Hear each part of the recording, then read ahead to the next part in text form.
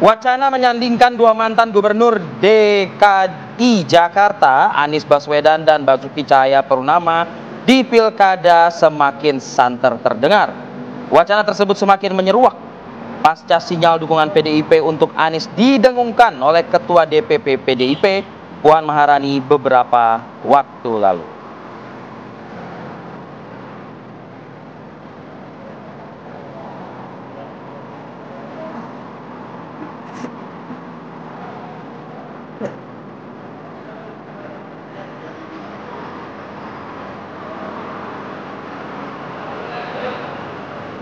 Para terpidana kasus pembunuhan Vina dan Eki akan diperiksa Barreskrim Polri. Mereka akan diperiksa di lapas yang berbeda. Tak hanya Rivaldi CS, Saka Tatal rencananya juga akan menjalani pemeriksaan pada Rabu mendatang.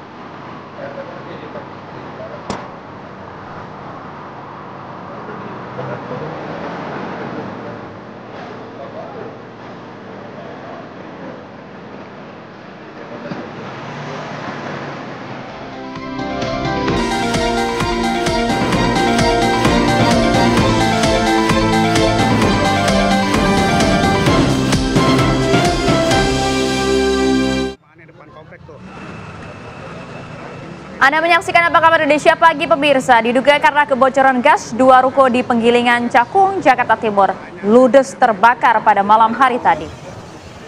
Kobaran api membakar ruko di Jalan Abalia Cakung, Jakarta Timur. Warga nampak panik dan juga berusaha memadamkan api. Khawatir api ini merambat ke rumah mereka. Dua ruko yang terbakar adalah penyimpanan tabung gas. Diduga ada tabung gas yang mengalami kebocoran hingga memicu kebakaran. Tim pemadam kebakaran juga sulit memadamkan api karena besarnya kobaran api dari kebocoran tabung gas. 12 unit mobil pemadam kebakaran di lokasi baru bisa memadamkan api setelah memakan waktu 60 menit kemudian.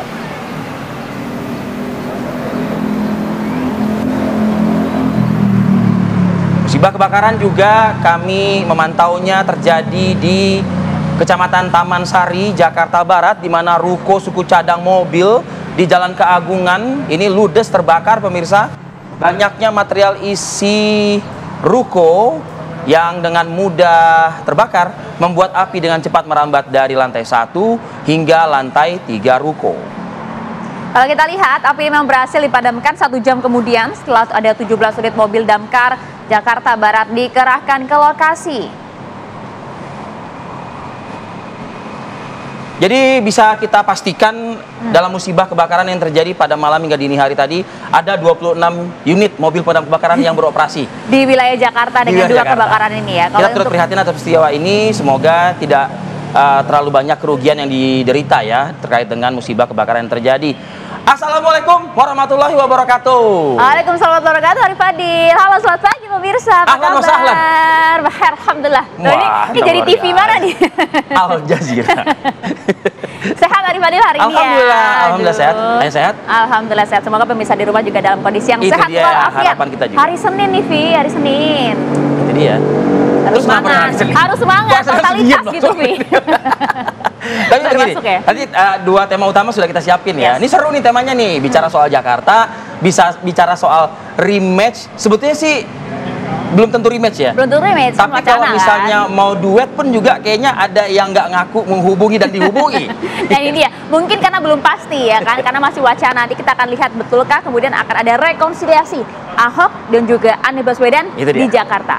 Menarik, kita akan bahas nanti ya.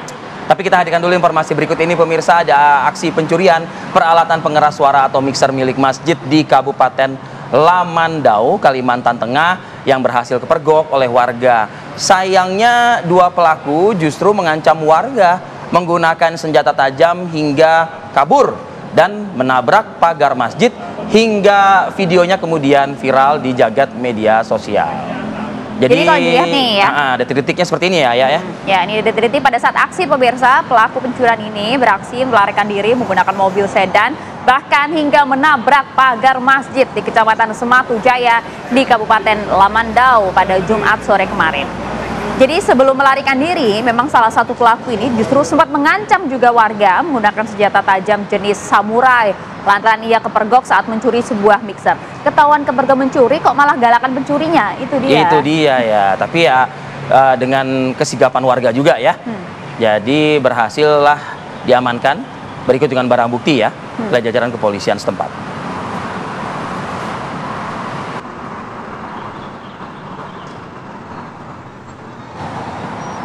Ya, sementara itu pemirsa, ini ada informasi coba menolong seorang emak-emak yang nyaris menjadi korban perampasan sepeda motor. Ini ada sejumlah pengemudi ojek online justru terlibat keributan dengan sekelompok debt collector di wilayah Gunung Sahari Raya Sawah Besar, Jakarta Pusat kemarin. Para pengemudi ojek online ini marah, langsung melakukan perlawanan, bahkan juga ada satu sepeda motor milik kelompok debt collector itu yang kemudian juga sempat diceburkan ke dalam aliran kali Anak Ciliwung. Jadi kondisi geram ya, yang tampak di raut wajah para ojek daring ini, yang berujung juga kepada pelemparan sepeda motor dari oknum penagih hutang ini ya. Dan kasus ini tentunya menyita perhatian masyarakat, sehingga lokasi ini menjadi ramai. Ini memang dipicu oleh sekelompok debt collector yang diperkirakan berjumlah 6 orang mencoba merampas sepeda motor milik seorang emak-emak saat melintas di Jembatan Merah. Beberapa pengemudi ojek online yang mengetahui kejadian tersebut mencoba membantu dan menyarankan agar persoalan ini atau tunggakan cicilan sepeda motor diselesaikan secara baik-baik. Gitu. Ya kan memang sebenarnya kalau kita lihat sejarah hukum yang ada ini kan merupakan tindakan ilegal ya, debt collector kemudian merampas kendaraan pada saat berada di jalan, itu yang kemudian bisa menjadi perhatian kita semua. Baik.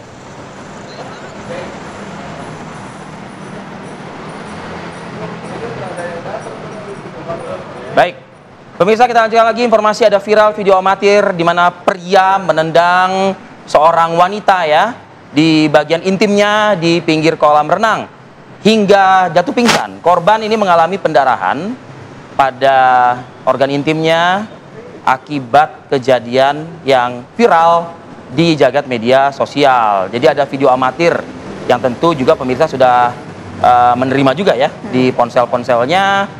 Ada seorang yang diduga ini pelatih renang kabarnya ya. Ini menendang bagian intim dari salah seorang wanita, bahkan sang wanita tersebut hingga terjatuh ke kolam tak sadarkan diri.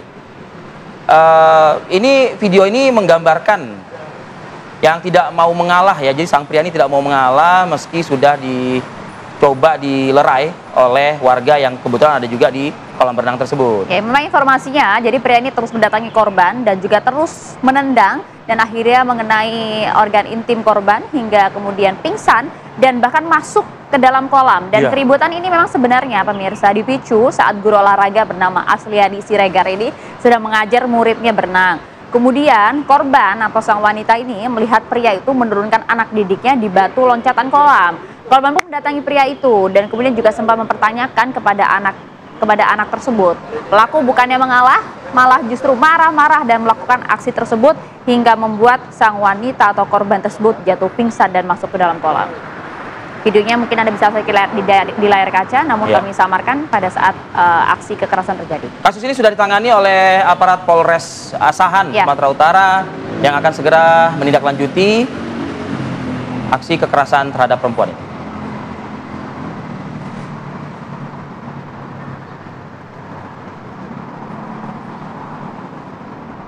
Ya pemirsa, Menteri Pertahanan sekaligus Presiden terpilih Prabowo Subianto ini sempat mengunjungi perusahaan elektronik di kawasan industri Sekupang Batam, Kepulauan Riau. Prabowo tiba pemirsa di kawasan industri Sekupang Batam pada pukul 12 siang. Prabowo meninjau ada hasil produksi PT Volex. Rombongan Prabowo kemudian juga sempat memasuki sebuah ruangan pertemuan dengan sejumlah Forkopimda. Kunjungan Prabowo Subianto ke perusahaan kabel dan peralatan elektronik berlangsung cukup ketat. Sekitar 2 jam Prabowo meninggalkan acara. Perusahaan yang dikunjungi oleh Prabowo ini sudah diketahui beroperasi puluhan tahun ya. Seiring dengan perkembangan produksinya, PT Volex kembali membangun gedung ketiga. Menurut Wakil Wali Kota Batam, Amsakar, Prabowo mengajak seluruh pihak dan juga pemangku kepentingan untuk menjaga iklim investasi di tanah air.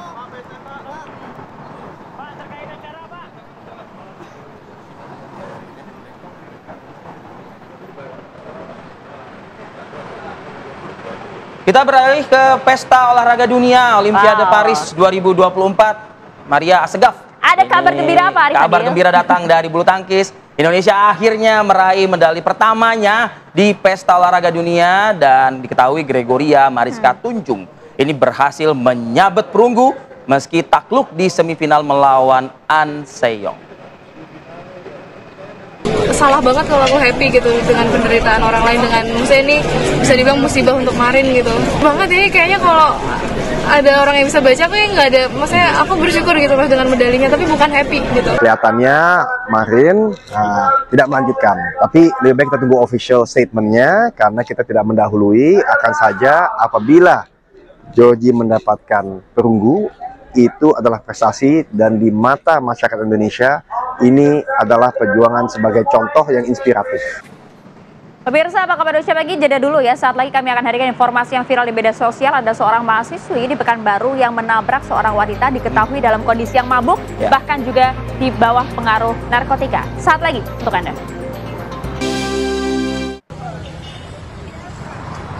Pemirsa, akibat mabuk dan pengaruh narkoba, ini di sebuah diskotik di Kota Pekanbaru Riau, seorang wanita berparas cantik menabrak seorang wanita pengendara motor hingga tewas di tempat. Pelaku yang diketahui masih berstatus mahasiswi berusia belasan tahun ini pun hanya bisa terdiam lesu saat warga memergoki kejadian tersebut di tempat kejadian perkara. Pelaku baru saja pulang dari sebuah pesta di tempat hiburan malam, dan diakuinya oleh pelaku sempat juga menenggak setengah butir pil ekstasi di diskotik tersebut bersama dengan teman-temannya. Dan untuk mengetahui bagaimana kronologis dari peristiwa yang terjadi ini, kita segera saja mungkin bergabung dengan Polresta Pekanbaru Riau. Bergabung bersama kami Kasat Lantas Polresta Pekanbaru Kompol Alvin Agung Wibawa. Ya, selamat pagi Pak Kasat. Selamat pagi Mbak Maria, selamat pagi Mas Arif.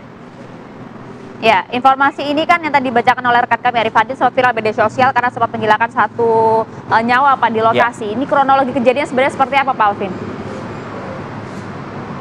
Baik, pertama kami ucapkan belasungkawa kepada keluarga yang ditinggalkan akibat kejadian laka lantas yang berada di Jalan Tol Sultan Busai Pekanbaru. Selanjutnya dapat kami jelaskan di sini, Polresta Pekanbaru menangani perkara ini secara cepat, profesional, dan sesuai dengan standar operation prosedur yang berada di kepolisian. Selanjutnya untuk kronologis, pada pukul 1 tersangka menuju ke sebuah tempat hiburan malam yang berada di salah satu di kota Pekanbaru. Sampai dengan tempat hiburan malam tersebut tutup atau sekitar pukul 5 pagi. Pada saat berada di tempat hiburan malam tersebut, tersangka mengakui bahwa tersangka menekan atau menelan setengah butir ekstasi dan meminum minuman beralkohol.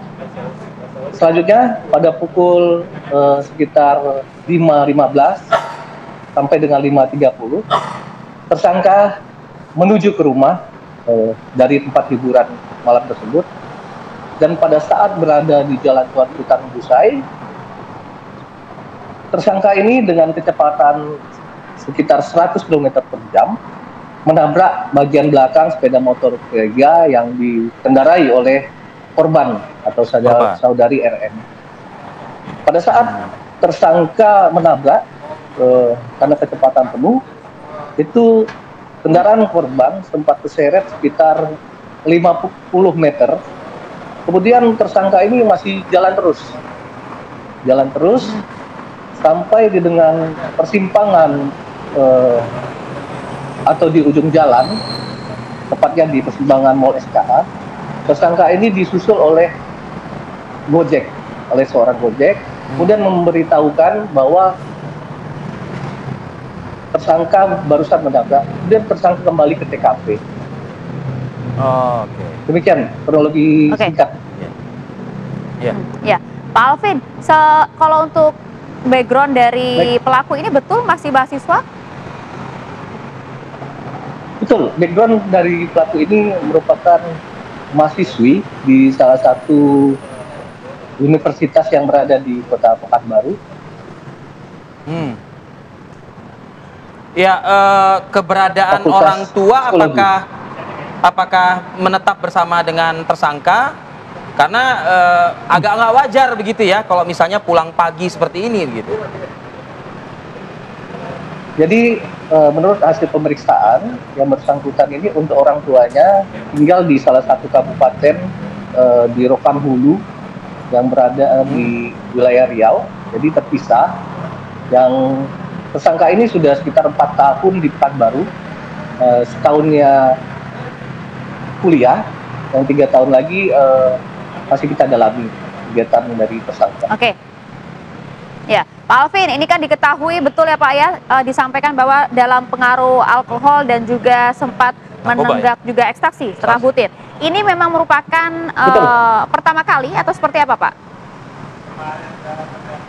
Menurut hasil pemeriksaan dari pengakuan tersangka sudah beberapa kali untuk mengkonsumsi pil ekstasi ini, sementara untuk ke tempat hiburan malam dan meminum minuman beralkohol itu lumayan sering.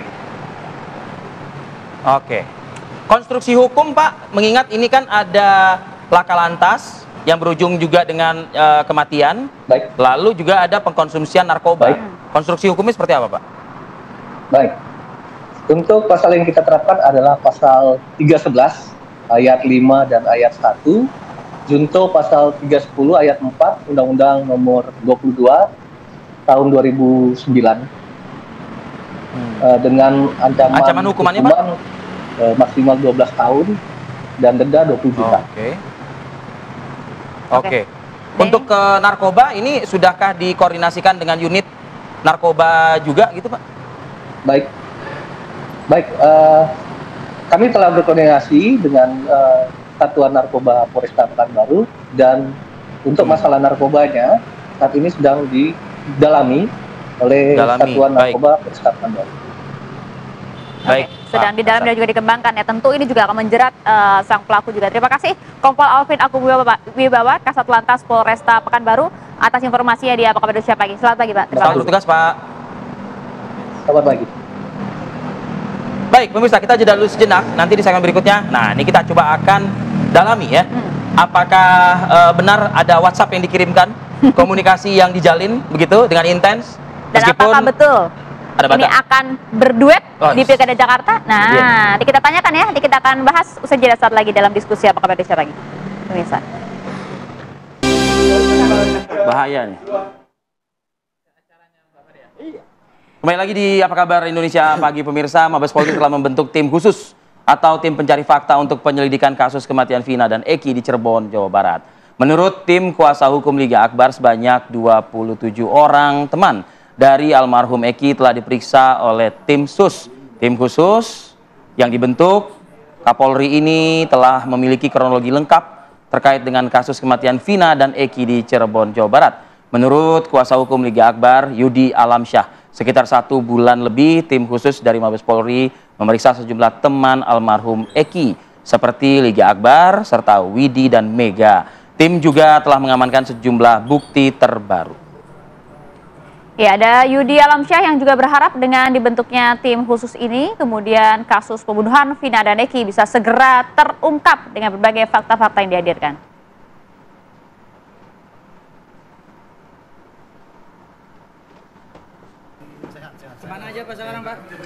Pemirsa, Liga Akbar, salah satu saksi kunci kasus pembunuhan Vina dan Eki, siap menghadapi laporan polisi yang dilayangkan oleh ayah Eki, Rudiana. Melalui kuasa hukumnya, Liga Akbar ini mengaku siap untuk dikonfrontasi dengan Rudiana yang juga merupakan Kapolsek Kapetakan Cirebon Kota. Sebelumnya, Rudiana ini sempat melaporkan Liga Akbar ke polisi usai mencabut keterangannya dalam berita acara pemeriksaan polisi. Kenapa nggak diajukan ya?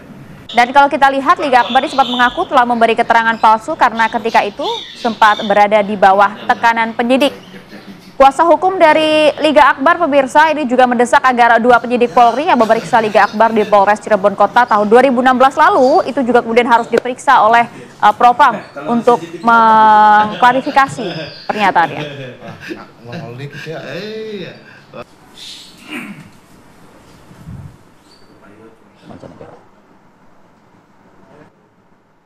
Kita kembali ke DKI Jakarta, pemirsa. Anies Baswedan dan juga Basuki Cahayapurnama, ini dua mantan gubernur DKI Jakarta, semakin santer terdengar belakangan ini, dan juga informasinya bakal disandangkan untuk Pilkada Jakarta.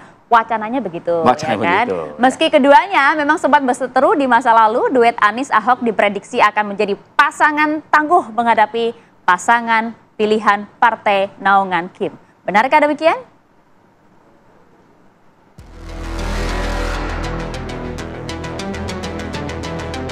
Wacana menyandingkan dua mantan gubernur DKI Jakarta, Anies Baswedan dan Basuki Cahayapurnama di Pilkada Jakarta semakin santer terdengar. Wacana tersebut semakin menyeruak pasca sinyal dukungan PDI Perjuangan untuk Anies didengungkan oleh Ketua DPP PDIP Puan Maharani beberapa waktu lalu. Duet Anies Ahok diprediksi akan menjadi pasangan tangguh menghadapi pasangan pilihan Partai Naungan Kim. Anies Ahok pun bak menjadi representasi kekuatan baru. Meskipun keduanya sempat berseteru di masa lalu, Anies mengaku hubungannya dengan Ahok saat ini baik-baik saja. Ia juga mengaku tetap menjalin komunikasi meskipun tidak membicarakan politik. Kita ngobrol sebagai teman aja, sebagai sama-sama warga, dan hal yang biasa kan itu sebetulnya. Teman-teman juga kan komunikasi dengan siapa aja. Kita nggak pernah membahas perusahaan politik. Kita bahasnya tentang pribadi-pribadi kita aja. Pernyataan tersebut juga diamini Ahok saat ditemui di sebuah acara. Meskipun hubungannya dengan Anies saat ini baik-baik saja, Ahok merasa dirinya tidak pernah benar-benar menjalin komunikasi dengan Anies. Aku jujur aja nih, aku nggak etis tunjukin kalimat WA-nya ya. Saya ketemu Pak Anies setelah saya keluar dari tahanan cuma 3 kali. Jadi saya juga yakin Pak Anies tidak bermaksud mengatakan seolah-olah kami diam-diam ketemu. Saya kira Pak Anies nggak bermaksud di situ. Yang ketiga kali saya ketemu nih, Juli kemarin, kawinan Ketua Apindo, Ibu Sinta. Pas saya pulang sama Dubes Maroko, ketemu Pak Anies, foto-foto, terus Pak Anies bilang, ayo kita foto. Terus Pak Anies tanya, nomor teleponnya yang mana nih?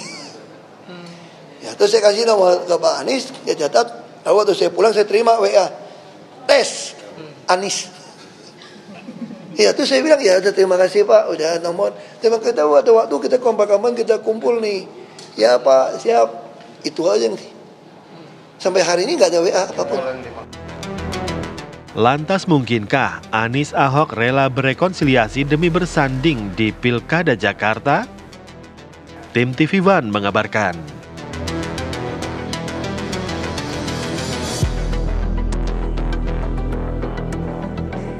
Jadi gimana, Vi? Yang satu nih bantah nih, ya kan? Yang satu katanya komunikasi intens, tapi memang kalau di dalam aspek PDKT atau pendekatan itu emang model kayak gini tuh biasa terjadi gitu. Ya kan? Ya, katanya kamu dihubungin sama Rivi ya? Enggak, aku nggak dihubungin kok. Tapi saya dong hubungin dia lagi. Nah, itu dia. Tapi mana yang benar nih, ya kan? Karena duet ini juga kalau dilihat potensinya cukup besar. Iya, betul. Nomor 1 dan nomor 2 dalam sejumlah survei elektabilitas ya. Nah, coba kita akan dalami ini ya. Coba kita akan tanyakan apakah betul tidak sih wacana ini kemudian akan muncul nanti di Pilkada Jakarta. Selamat pagi Bang Ciko, apa kabar? Pagi. Assalamualkum Bang Ciko. Hadir juga kemudian ada Bang Ges Khalifa. Assalamualaikum Bang Ges Khalifa. Dan juga hadir juga ada Bang Pangi Syarwi. Selamat pagi, Assalamualaikum Bang Pangi.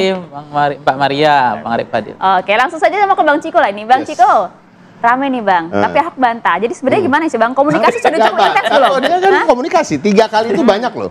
3 kali untuk orang yang tidak separtai, tidak serumah. Wah, jadi lampu hijau lagi nih kalau kayak gini nih. Sering saya rasa, cukup sering. Tambah tegas ya. Tambah tegas ya. Jangan-jangan kan ketemu di WC juga enter ketemu di WC ya. Kan gitu. Kita kan nggak tahu ya, tapi pada prinsipnya gini, semua wacana ini semua masih mungkin ya, semuanya masih cair, walaupun memang orang akan berpikir, nih kok masih cair udah mau tanggal 28 Agustus, sebentar lagi. Tapi kembali lagi memang kita ketahui bahwa bahkan kalau ada pun partai yang udah mencalonkan seseorang secara definitif kemudian tidak mendaftarkan ke KPU juga sering terjadi kan gitu ya, ya kan bahkan di Pilpres pun pernah terjadi gitu. Jadi ini kan sesuatu hal yang biasa dan kita betul-betul ingin serius dan untuk mencermati siapa yang akan kita usung dari internal.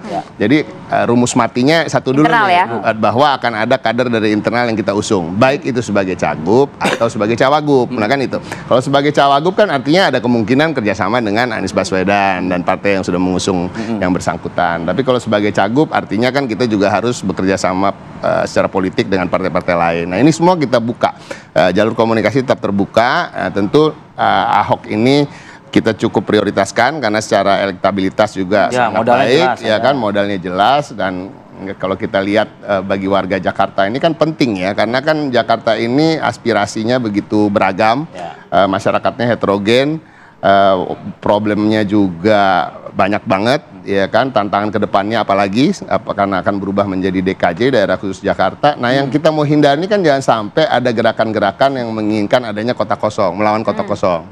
Apalagi yang melawan kota kosong bukan yang surveinya ada di nomor 1 atau nomor 2, kan kasihan warga Jakarta dong. Iya kan, mereka sebenarnya berharap pemimpinnya adalah sosok-sosok lain gitu, tetapi kok dikasih pilihannya cuma sosok yang ternyata bukan pilihan mereka. Untuk membuyarkan kemungkinan hal tersebut, ya Ahok bisa dong punya potensi maju begitu sebagai cagup dengan membina komunikasi dengan partai-partai yang lain dong. Betul, bisa juga, bisa begitu, bisa juga Pak Ahok, bisa juga kader-kader lain yang mumpuni dan kompeten, dan itu nggak sedikit di PDI Perjuangan. Selain Ahok siapa sih Bang? Ada nama Bang Rano Karno, ada nama Prasetyo Edi Marsudi yang ketua DPRD, ada nama Ibu Risma, ada nama Charles Honoris, ada nama Pak Andika Perkasa, walaupun Andika kayaknya balihonya udah mulai terpasang di Jawa Tengah, ya kan? Jadi mungkin itu nggak ya, tapi kemarin juga ada yang menyebut-nyebut nama Mas Pramono Anung gitu. Jadi semua yang saya sebut namanya tadi kan mempunyai rekam jejak yang jelas di jabatan mereka.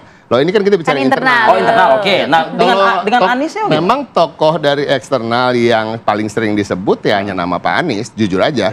Karena kenapa sih kita secara objektif aja, kalau memang kita lihat untuk kepentingan warga Jakarta, tentunya kita harus lihat tingkat kepuasan publik ketika sosok-sosok yang pernah menjabat sebagai gubernur memimpin di situ. Tapi Ahok mengatakan beda prinsip itu agak sulit katanya.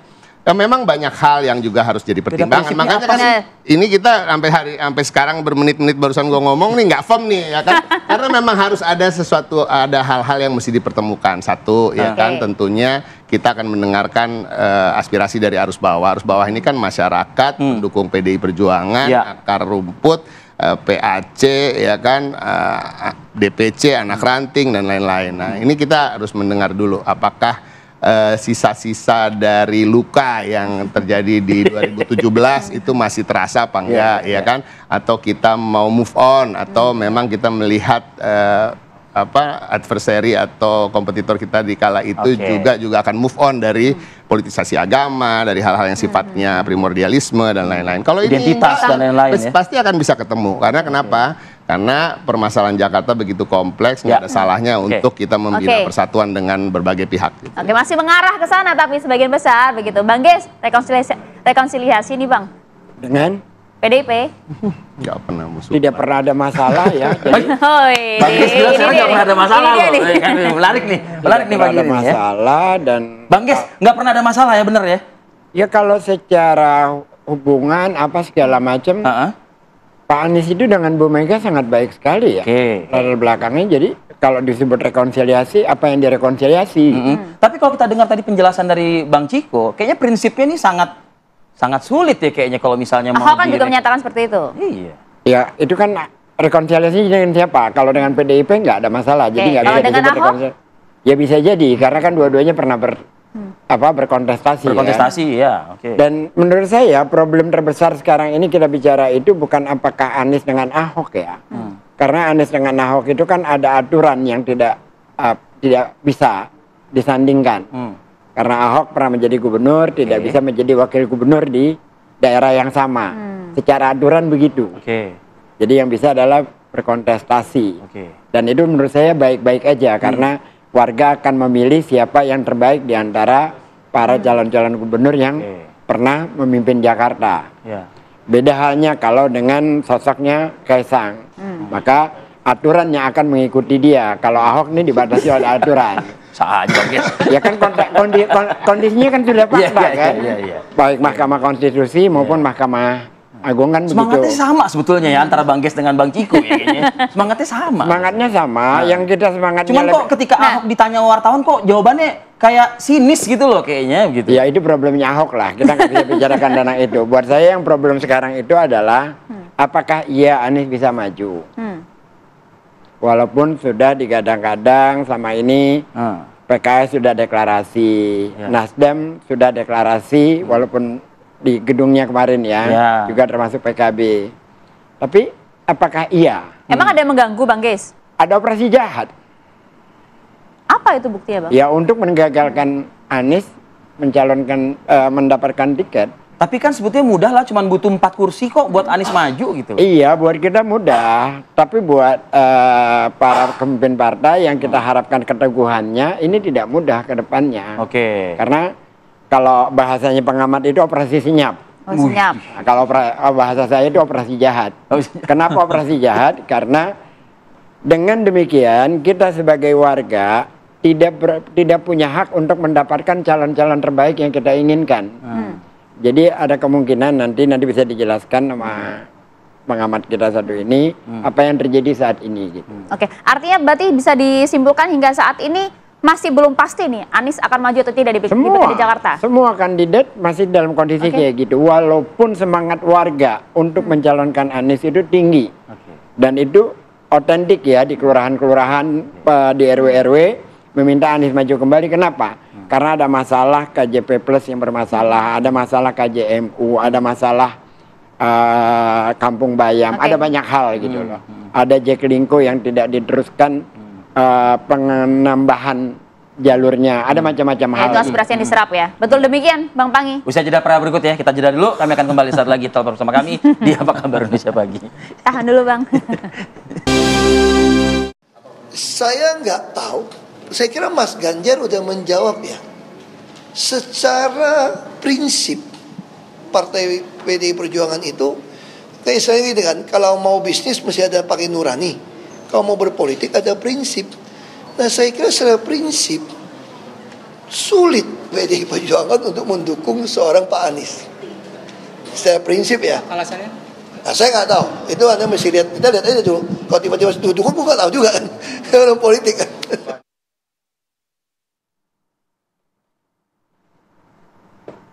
Oke, kalau itu kata Ahok tuh ya, PDIP sulit dukung Anies. Tapi kalau kata Bang Pangi gimana Bang? Mungkin nggak?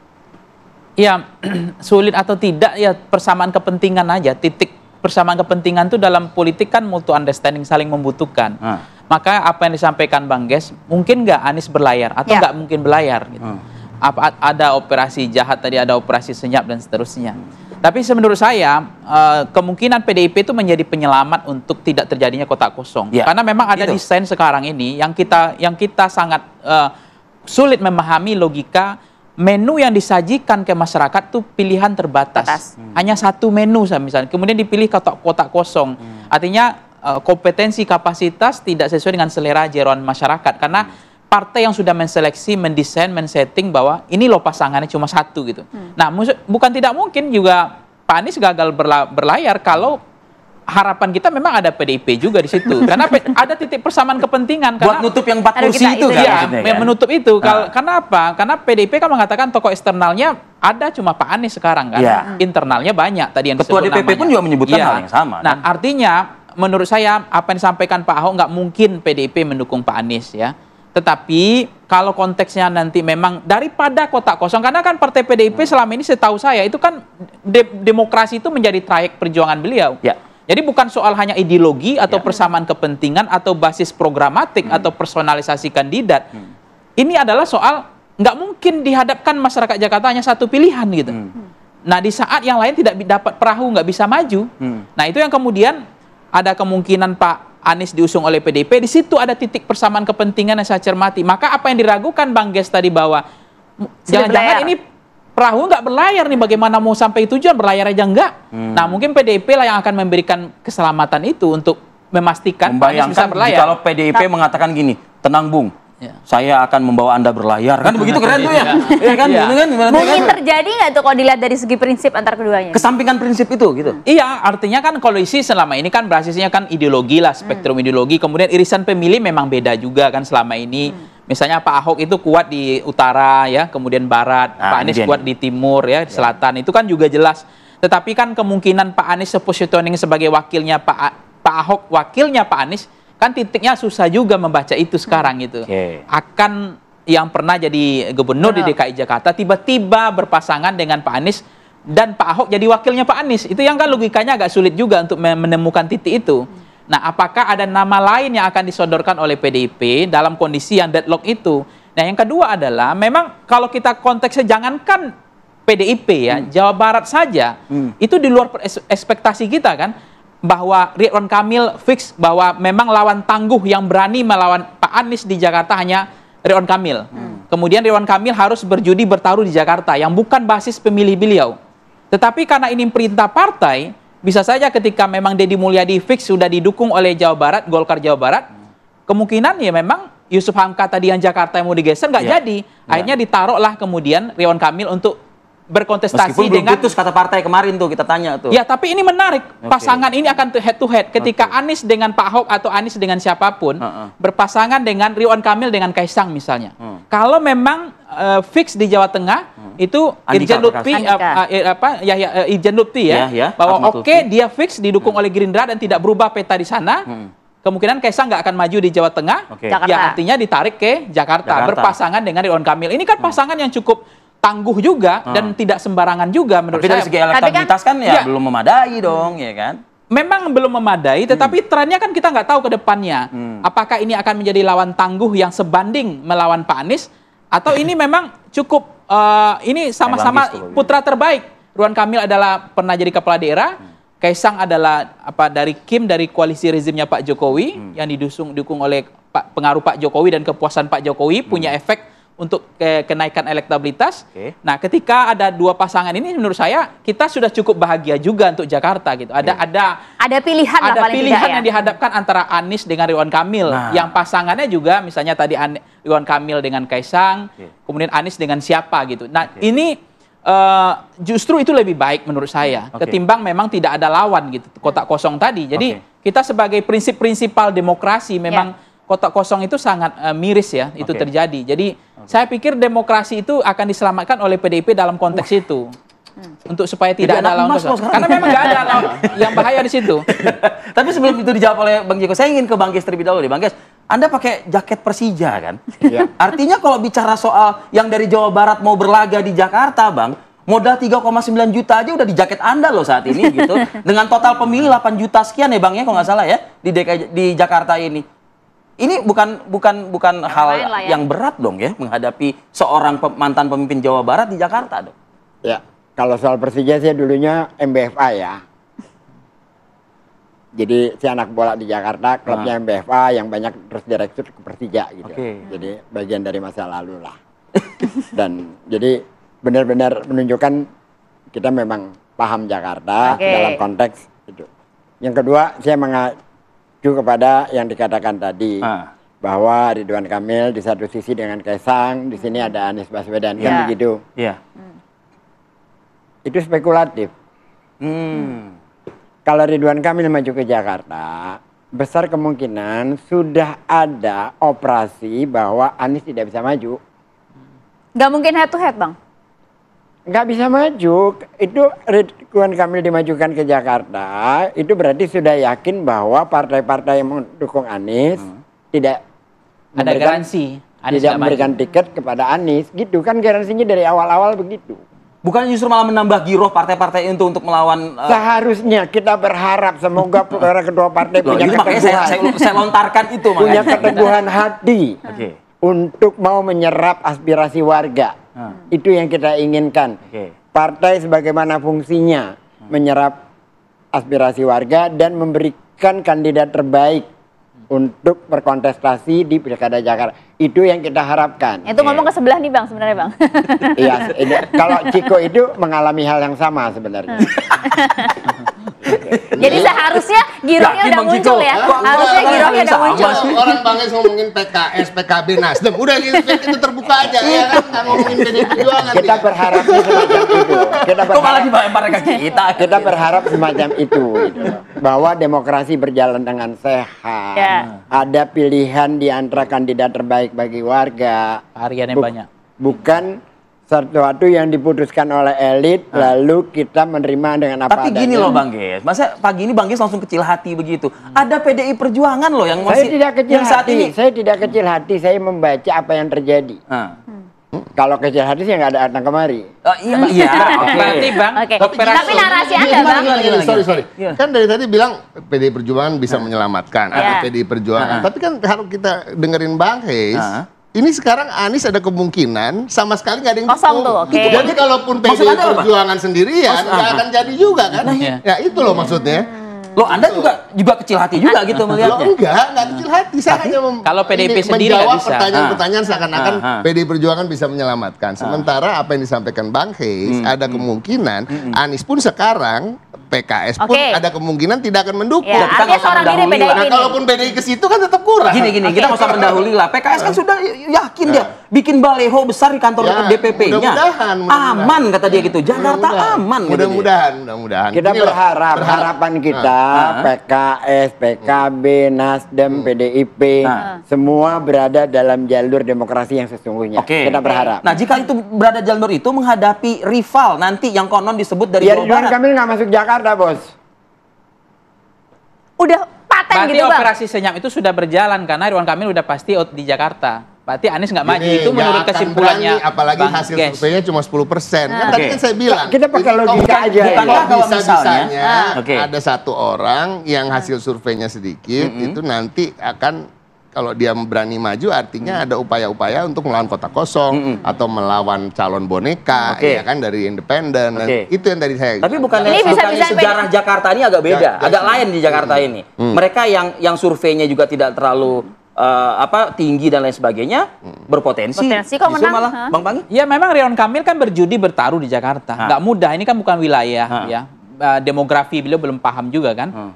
Nah memang Jawa Barat kan, tapi kenapa berani di Jakarta? Apakah betul memang kadang nggak ada lawannya karena ketika Anies di skip, jadi ketika Anies nggak ada, Ridwan Kamil sangat percaya diri, level confidence-nya tinggi.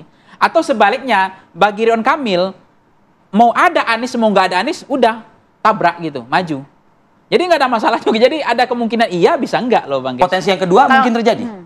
Ya kalau misalnya memang Ridwan Kamil dapat pasangan yang cocok, kemudian partainya juga cukup kuat, itu akan menjadi yang kan membuat ketidaksetaraan, inequality kan. Jadi ini akan setara juga pada akhirnya.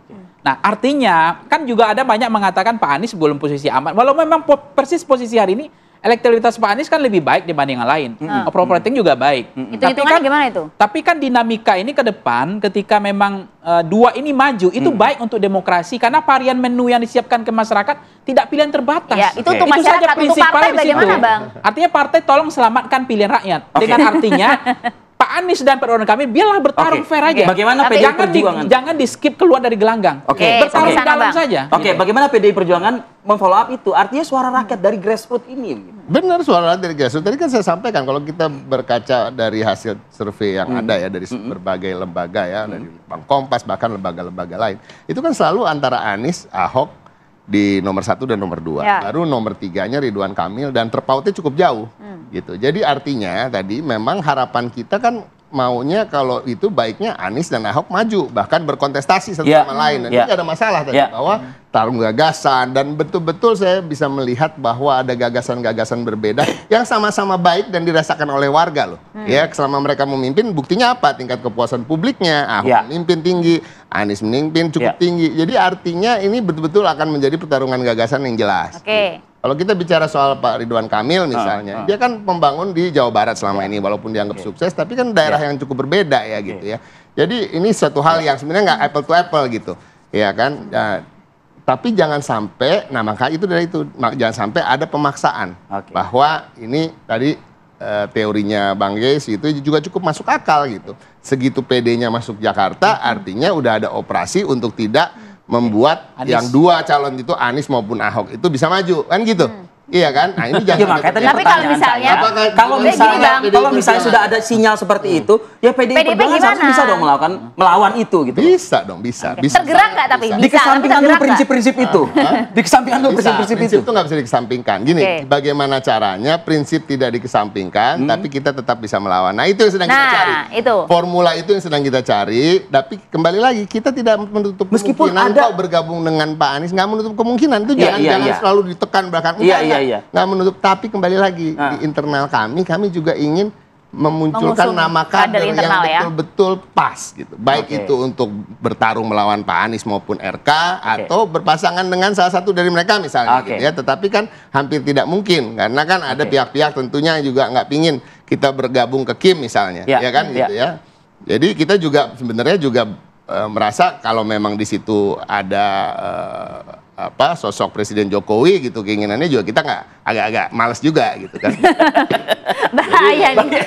Terakhir nih Bang Yes, sejauh mana mungkin tugas komunikasi yang harus dibangun oleh Anies Baswedan terhadap partai-partai, sebutlah Nasdem, PKB, PKS begitu. Ya, agak selamat dulu nih berlayar nanti ke kalau KPU. Soal komunikasi, Anies sudah melangsungkan komunikasi terus-menerus ya. Termasuk kepada siapapun semua. Bahkan dia katakan dia bersedia berkomunikasi dengan semua elit-elit meskipun bukan klaim komunikasi ya, sebagaimana yang sudah dibantah sama Ahok kan gitu. Ya kan itu dibantah tapi dikatakan bertemu 3 kali. Jadi gini, beda narasi. Kalau Anies kan ingin narasi yang cair, yang damai, yang tidak ini. Kalau Ahok emang kan kadang-kadang suka tidak mampu mengontrol. Katanya nggak ada apa-apa Bang. Kalimatnya sendiri kan. Jadi itulah, kita nggak terlalu penting lah hal-hal yang kayak gitu. Yang penting adalah bahwa sekarang tinggal bagaimana keteguhan hati para pemimpin partai. Itu. Apakah ingin menyelamatkan demokrasi atau terserap oleh operasi jahat ini? Nah, sedikit operasi jahat ya. Itu kan apakah memungkinkan nggak bahwa Ridwan Kamil dengan Kaisang itu akan berhadapan head to head dengan Anies Ahok gitu. Kalau itu memungkinkan itu seru juga. Nah itu. Tapi Anda melihat tidak ada awal itu sudah kita bunyiin itu tadi Bang Pangi. Ya, Anies Ahok ini persoalannya kan ada yang kemudian mengatakan ini justru mendowngrade Pak Aniesnya. Atau segmen pemilihnya sudah memang dulu blok ideologi sudah beda. Tapi ada juga mengatakan nggak begitu. Bahwa ini justru positif karena basis segmen pemilihnya beda. Jadi tinggal merangkul, tinggal diulang lagi aja di rematch pilkada di DKI 2019 dengan konsep duet tadi itu kan. Ya, itu bisa terjadi lagi. Nah, itu kalau terjadi itu demokrasi kita selamat sebenarnya. Oke. Seberapa mungkin tapi Bang duet itu? Terakhir. Ya itu tergantung konsistensi dari pujangga demokrasi kita, ketua umum partai, sekjen partai, DPP partai itu kan tangan Tuhan sekarang.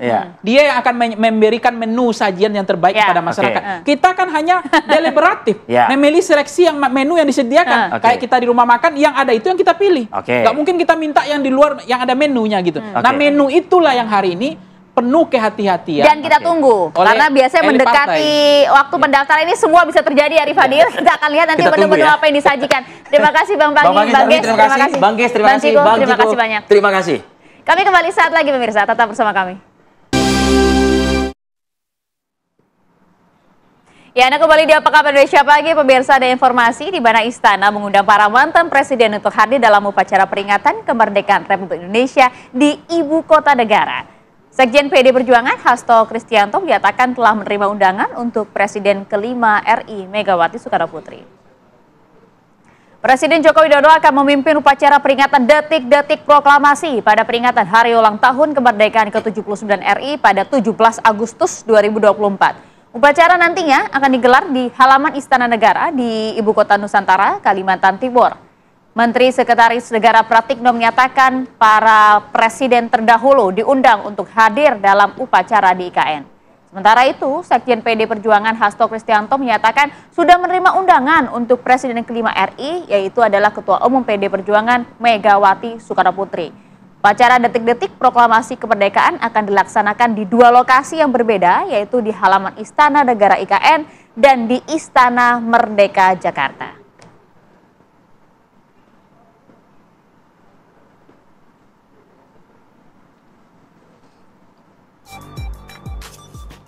Pemirsa, Anies Baswedan bertemu Yusuf Hamka saat berada di Hari Bebas Kendaraan atau Car Free Day di kawasan Sudirman, Bundaran HI, Jakarta Pusat. Namun Anies menyatakan pertemuan tersebut terjadi tanpa disengaja. Anies juga masih belum mau menjawab siapa bakal calon wakil gubernurnya di Pilkada Jakarta November 2024 nantinya. Bakal calon gubernur Jakarta Anies Baswedan tiba-tiba bertemu Yusuf Hamka saat mengunjungi hari bebas kendaraan bermotor dari Sudirman menuju Bundaran HI Jakarta Pusat. Tampak Yusuf Hamka merangkul pundak dan berjabat tangan dengan Anies Baswedan. Yusuf Hamka atau yang biasa disapa Baba Alun sempat memuji sosok Anies Baswedan di hadapan warga hingga akhirnya mereka berpisah melanjutkan olahraga di kawasan Sudirman, Jakarta. Sebelumnya Ketua Umum Partai Golkar Airlangga Hartarto menyodorkan nama Yusuf Hamka untuk Cawagup jika Kaisang maju di Pilkada Jakarta 2024 mendatang.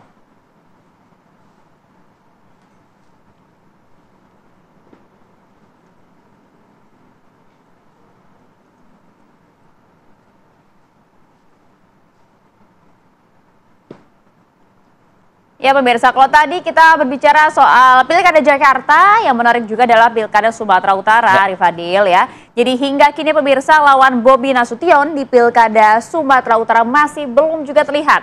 Partai Keadilan Sejahtera atau PKS justru secara resmi mendukung mantu dari Presiden Joko Widodo tersebut. Sementara PD Perjuangan ini belum pastikan akan mengusung Edi Rahmayadi sebagai calonnya di Pilkada Sumatera Utara.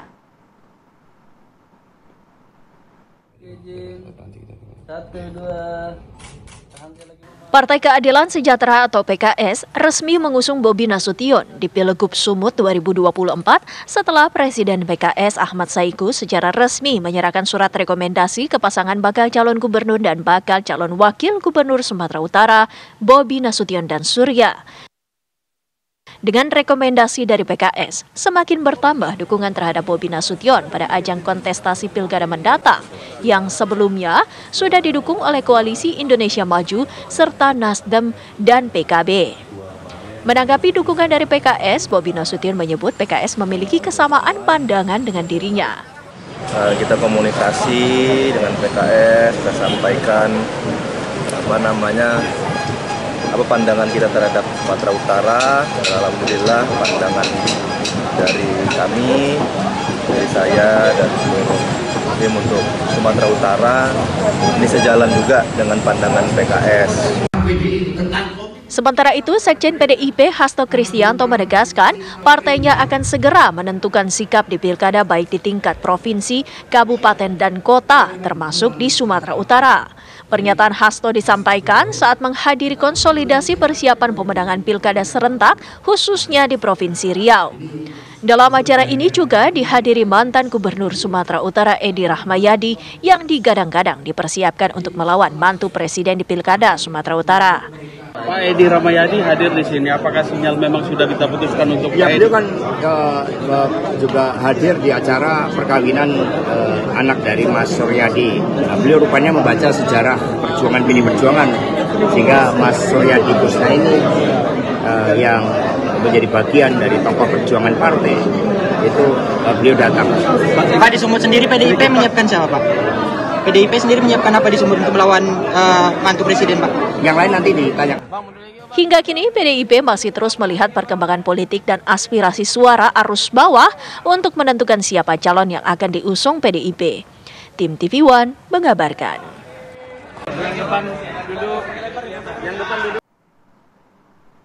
Ya pemirsa, usai jeda kami akan hadir pemirsa dengan informasi diskusi yang akan kami bahas mengenai lanjutan dari kasus pembunuhan Vina dan juga Eki, di mana pada pekan ini Barreskrim Mabes Polri akan memintai keterangan 7 terpidana dalam kasus pembunuhan Vina dan Eki. Saat lagi untuk Anda.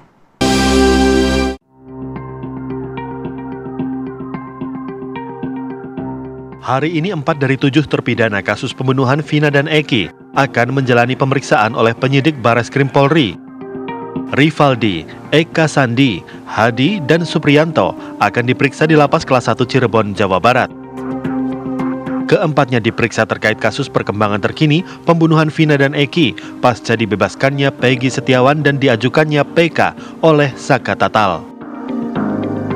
Tidak hanya Rivaldi, Eka Sandi, Hadi, dan Supriyanto yang diperiksa, Barreskrim Polri juga akan memeriksa Jaya dan Eko yang saat ini dititipkan di Lapas Jelekong. Keduanya akan diperiksa Selasa lusa. Sementara rencananya Saka Tatal juga akan menjalani pemeriksaan Bareskrim Polri di Polda Cirebon pada hari Rabu mendatang. Tim TV One mengabarkan.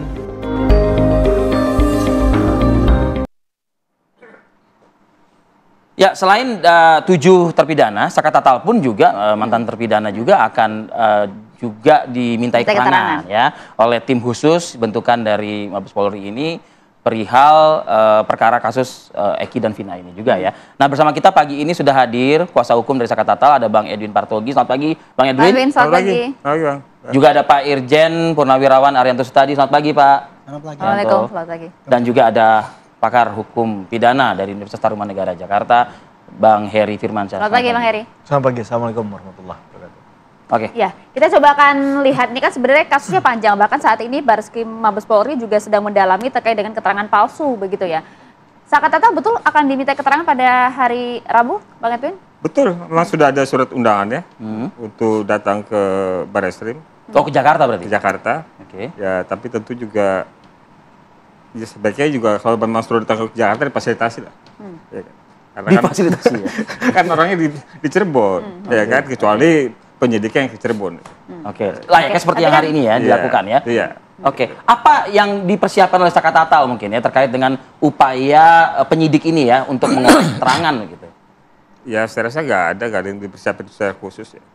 Saka Tatal tentu akan menyampaikan apa yang dia ketahui, dia dengar. Di antaranya? Dia lihat, ya tentang bagaimana pengetahuan dia tentang proses peradilan dalam perkara ini.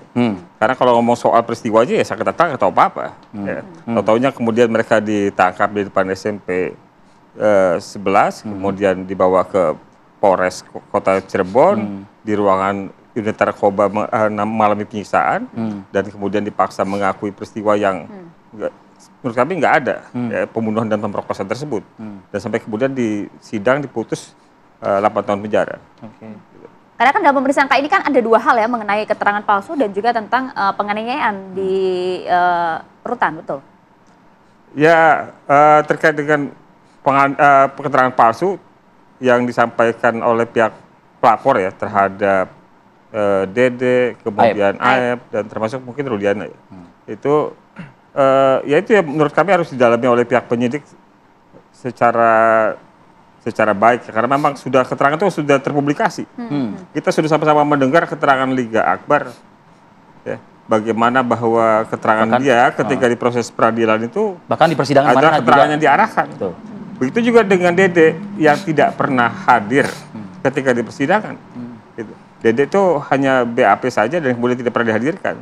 Bahkan untuk Dede pada perkara Rivaldi dan Hadi, dua berkas perkara itu, Dede itu tidak diakui sebagai berita acara sumpah. Yang diakui sebagai berita acara sumpahnya Aep. Gitu. Tapi tetap dibacakan. Keterangan tetap dibacakan? Tetap dibacakan walaupun tidak diakui sebagai berita acara sumpah. Berarti apakah itu bisa dikatakan cacat? Secara ya kalau kita ngomong cacat dari sisi proses, terlalu banyak. Misalnya gini, dari sejak awal di proses perkara ini tidak ada penyelidikan. Jadi kan harusnya kan langkah polisi itu dari laporan polisi, lidik, kemudian baru sidik. Penyidikan. Jadi nggak ada penyelidikan.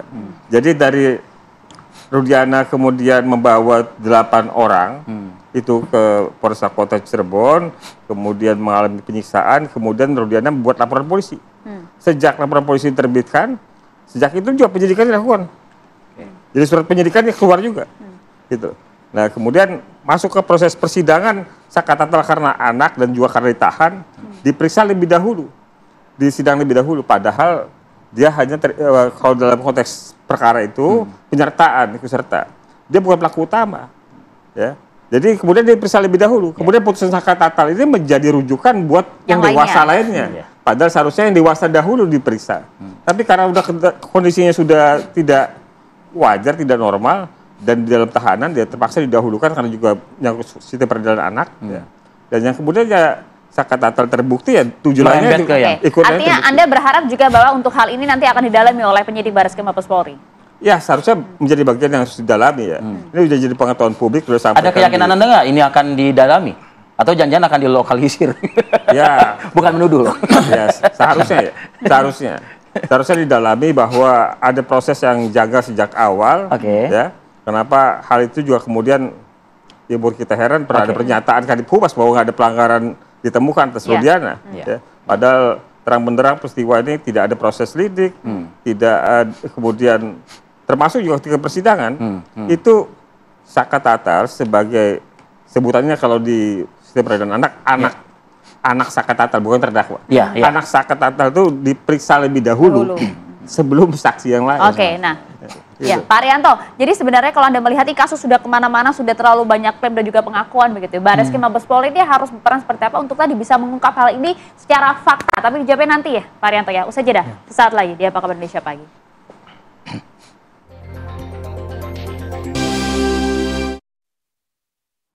Ya, kita lanjutkan diskusi pemirsa. Pak Arianto, ini Barreskrim Mabes Polri sudah akan mengambil alih untuk mendalami untuk keterangan palsu dan juga penganiayaan yang dilakukan oleh Ibtu Rudiana. Dugaannya seperti itu. Jadi harus bagaimana kemudian Barreskrim Mabes Polri dengan berbagai bekalnya untuk mengungkap kasus ini? Ya, jadi gini ya, perintah Kapolri dulu itu kan melakukan penyelidikan yang lebih jelas lagi secara transparan. Ya. Nah itu ada 3 alatnya, Barreskrim, Propam, sama Irwasum. Yang jelas 3 unsur itu.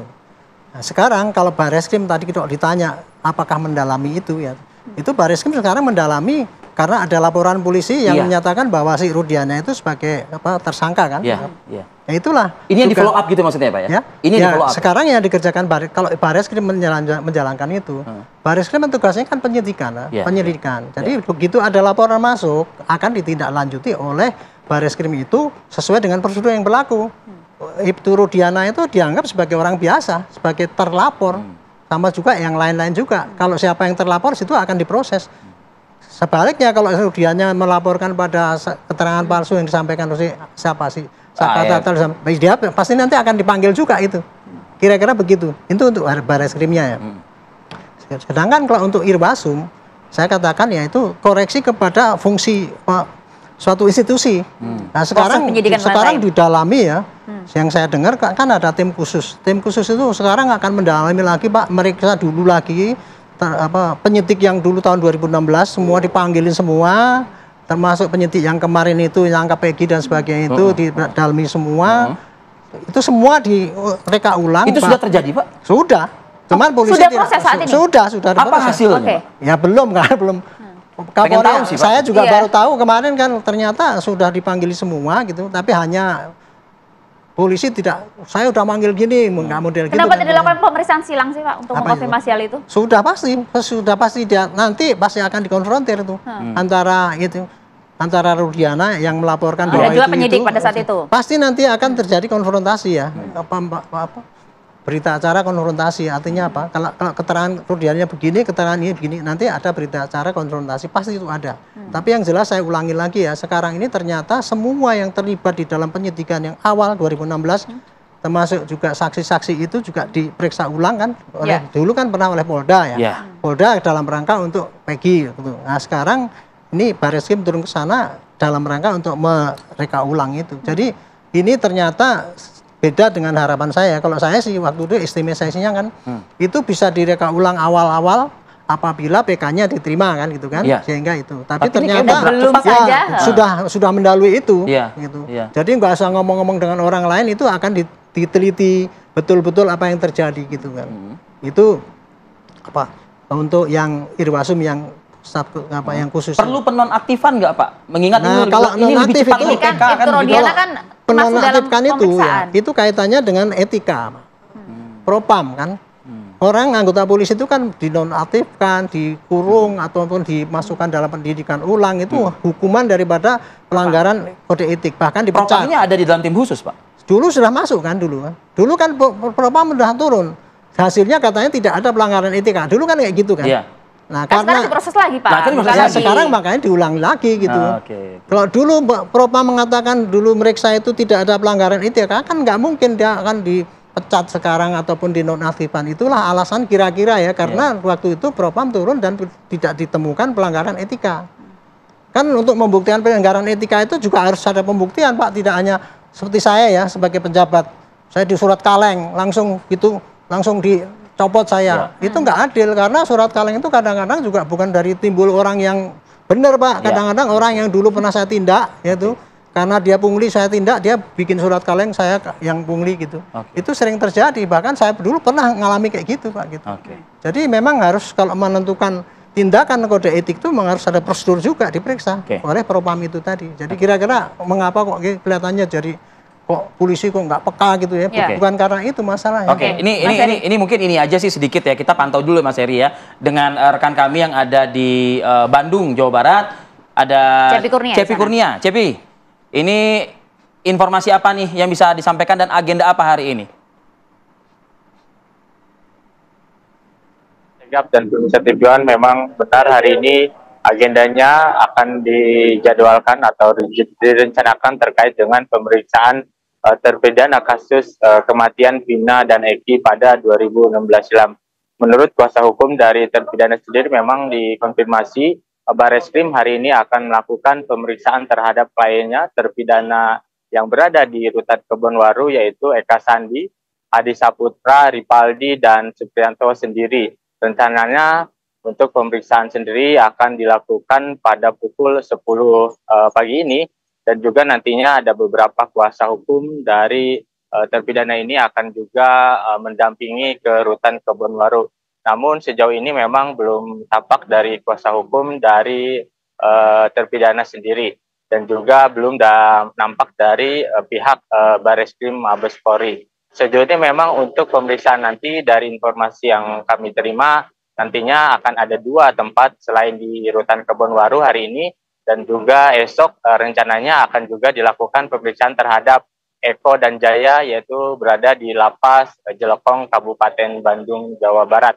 Untuk pemeriksaan hari ini memang dikonfirmasi dari kuasa hukum terkait dengan laporan polisi yang dilakukan oleh kuasa hukum dari terpidana ke Barreskrim beberapa waktu lalu atas Ituriana dan Aib sendiri. Ituriana dilaporkan atas dugaan penganiayaan dan pengungkapan kasus Vina dan Eki 2016 silam yang saat ini 4 terpidana ini menjalani hukuman seumur hidup. Dan juga Ari Padil dan Maria Segap dikabarkan bahwa hari ini juga menurut dari kuasa hukum Ituriana Elsa Sarip bahwa Ibturuddin juga akan mendatangi Polda Jawa Barat. Namun untuk terkait dengan kedatangan sendiri, pihak Polda Jawa Barat melalui Ditkrimum belum dapat dikonfirmasi. Baik Kabid Humas juga belum ada konfirmasi terkait dengan Ibturuddiana ke Polda Jawa Barat sendiri. Begitu, Maria Segap dan Fadil. Terima kasih laporan lengkap Anda, Cepi Kurnia langsung dari Rutan Kebonwaru, Bandung, Jawa Barat. Terima kasih, Cepi. Mas Heri, Anda melihat dan juga harapan Anda terkait dengan Barreskrim Mabes Polri menangani hal ini seperti apa? Tim khusus ini dibentuk untuk mengungkap semuanya. Ya, tentu kita mendorong ini menjadi hal langkah positif ya. Ini ibarat peribahasa ini sekali merengkuh dayung 2-3 pulau terlampaui menurut saya. Karena apa? Kalau kita menyisir dari misalnya kewenangan dan tujuan dalam fungsi yang positif, ini tadi benar kata Pak Aryo, bahwa ini harapannya agar mengungkap kasusnya terang benderang. Tapi kalau kita lihat dari kejadian PK Sakatatal kemudian dilakukan respon terhadap hal ini, ada dugaan mungkin pandangan orang yang agak negatif jadinya. Jadi kewenangan dan tujuan dalam fungsi yang negatif sekarang. Karena akan memberikan pressure bagi mereka yang mungkin juga setelah ini akan mengajukan PK. Kita tidak tahu yang PK itu hak ya? Ya, kita tidak tahu yang terjadi di dalam ya. Tapi dalam perspektif yang lain kan salah satu narasi PK yang diajukan adalah novum yang mengatakan ada tindakan dugaan tindakan penganiayaan, dilakukan kekerasan. Oke, tekanan yang Anda maksud apa, Mas? Nah, maksud saya begini. Jadi ketika para terpidana yang lain kemudian dihadirkan hari ini, misalnya diberikan keterangan, dan ternyata keterangan yang disampaikan clean and clear, tidak ada penganiayaan misalnya, tidak ada kekerasan, maka sangat mungkin ini relevansi dengan pernyataan PK-nya yang kemarin, itu akan menjadi ada connection-nya, ada hubungannya. Bahwa ini tidak ada, kok ini mengatakan ada. Jangan-jangan kita bermain antara kuantitas dan kualitas, seperti di kasus Sambo. Misalnya 6 orang mengatakan tidak ada kekerasan, di kasus yang sama kok 1 ada. Apalagi dia waktu itu anak kecil loh. Nah, jadi narasi itu memang sulit untuk dibuktikan, sehingga saya sebagai pengamat hukum pidana dan praktisi kadang sebenarnya agak malas untuk bicara hal semacam itu karena tafsirnya akan beda-beda. Nah, tapi setidak-tidaknya hal ini perlu kita sampaikan di ruangan ini, di forum ini agar tidak terjadi yang negatif tadi. Tapi memang tujuannya adalah untuk membuka secara terang benderang perkara pidana ini agar tidak ada terkesan menutupi. Karena mungkin polisi akan mengatakan, institusi kepolisian ingin mengatakan, buat apa kita mempertahankan hal yang buruk, begitu kan? Tadi berkali-kali bertanya mengapa tidak dinonaktifkan, mengapa tidak dicopot dan lain sebagainya. Nah ini mungkin langkah yang untuk menyatakan hal itu, kita juga ingin terang benderang. Tapi jangan sampai hanya berhenti di prosedural. Nah, materialnya harus disampaikan juga secara terang benderang. Saya rasa itu. Kita lanjutkan usai jeda pariwara berikut, kami akan kembali saat lagi. Kita bergabung dengan Asep Barbara, rekan kami yang ada di Polda Jawa Barat. Asep Barbara, informasi yang kami ketahui Ibtu Rudiana akan dipanggil ya oleh Polda Jawa Barat hari ini. Ya, oke, nampaknya kami mengalami gangguan komunikasi dengan Asep Barbara. Nanti kami akan bergabung lagi dengan Mapolda Jawa Barat ya. Kami lanjutkan kembali. Pak Arianto, artinya sebenarnya kalau kemudian ini PK belum selesai, tapi Barreskrim Polri sudah bergerak cepat mengenai hal ini. Tadi dikhawatirkan jika kemudian dikhawatirkan jika kemudian ada hal yang tidak diinginkan, ada tekanan dan lain-lain. Kemudian hasil pernyataannya berbeda. Apakah tidak rancu, Pak Arianto? Apa yang berbeda? Hasil keterangannya. Hasil keterangan daripada antara yang di persidangan dan juga nanti yang akan kemudian diminta keterangan oleh Barreskrim. Ada kemungkinan itu kan bisa saja terjadi, Pak? Ya pasti berbeda dong. Kalau ini hasilnya ya kalau direka ulang pasti hasilnya berbeda kan. Sekarang aja udah berbeda kan. Dulu putusan pengadilan mengatakan gitu, tapi kenyataannya saksi-saksi yang bermunculan sekarang kan sangat berbeda. Bertolak belakang semua. Kan ini antara positif dan negatif. Pak Kapolri pengennya sebetulnya apa yang mau terjadi itu. Makanya ditanya ulang lagi mulai dari penyelidikan dulu. Dari orang yang menangani pertama kali sampai kemarin terakhir itu ditelisik kembali apa yang terjadi sesungguhnya. Gitu. Jadi nggak usah nunggu PK, nanti apakah ini dikabulkan apa tidak, tapi dia tahu apa yang sesungguhnya terjadi. Kan PK ini ya, kalau seandainya terjadi ya, dikabulkan atau tidak, itu tugas polisi untuk melanjutkan penyidikan itu kan, yang masih belum selesai kan, gitu kan. Tapi penyelidikan itu nanti dilanjutkan dengan modal yang lengkap, bukan hanya keterangan dari BAP yang dulu sudah berhasil, kemudian ditambah saksi-saksi yang menentang itu dilengkapi sehingga penyidikan selanjutnya itu transparan dan bisa diakui kebenarannya. Keterangan mana yang benar gitu ya. Contoh misalnya kalau dulu nggak pakai scientific seperti tuntutannya Indra Giri itu ya. Sekarang tak buka semualah scientificnya itu gitu. Jadi intinya apa penyelidikan kembali ini tanpa menunggu PK. Gitu. Oke, Bang Edwin, ada kekhawatirankah begitu ya? Mungkin bukan tidak dengan Saka Tatal ya. Tapi kan harapannya begini, ada ucapan dari atau pernyataan dari Saka Tatal, ia berharap hasil dari PK ini juga berdampak kepada nasib 7 yang lainnya begitu. Tapi kalau ternyata ada upaya pemeriksaan seperti ini yang dilakukan oleh penyidik Polri terhadap 7 terpidana, ada kekhawatiran nggak dari Anda? Khususnya untuk klien Anda. Gitu. Saya rasa enggak ya. Tapi jadi gini Mas Arief, kalau seandainya, bukan seandainya, ini faktanya. Bahwa yang tadi Pak Arianto sampaikan, scientific crime investigation itu, kan memang dilakukan ketika 2016 di peristiwa itu ya. Nah, dengan adanya hasil visum, ya, hasil forensik, bahwa saksi mata atas peristiwa itu kan tidak ada. Hasil visum dan forensik itu juga sama sekali tidak ada menyimpulkan adanya peristiwa pembunuhan. Karena memang dia menjelaskan luka-luka dan penyebab kematian. Ya.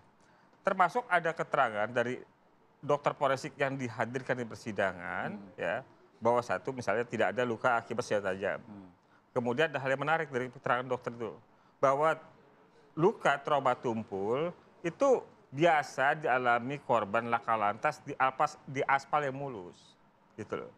Maksud saya, Mas Arief, kalau seandainya pengadilan, hakim mempertimbangkan keterangan ahli visum forensik ini, itu juga tidak bisa membuktikan bahwa peristiwa pembunuhan dan pemerkosaan itu terjadi, termasuk soal penemuan sperma, karena tidak didukung adanya atau tidak peristiwa pemerkosaan, ya kan? Karena itu bisa konsensual, bisa kekerasan seksual, gitu.